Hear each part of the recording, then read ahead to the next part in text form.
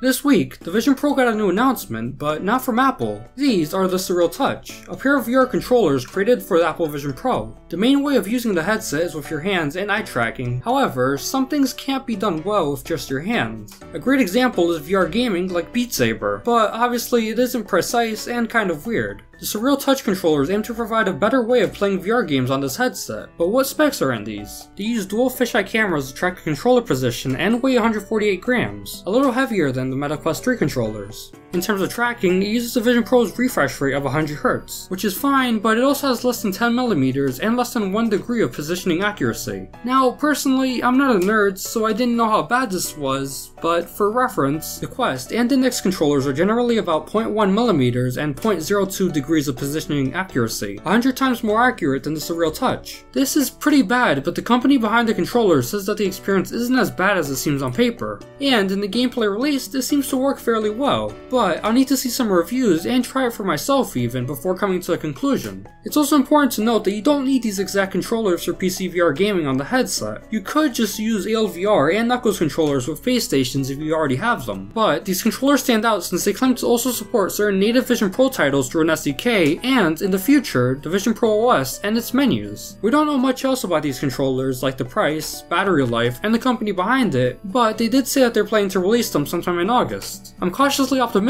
about this, especially since we don't know much about the company, and many of the links like the Discord or the terms and conditions don't work, but I guess we'll see next month. Make sure to like and subscribe for more content like this one. Thanks for watching, I hope you enjoyed, and take care.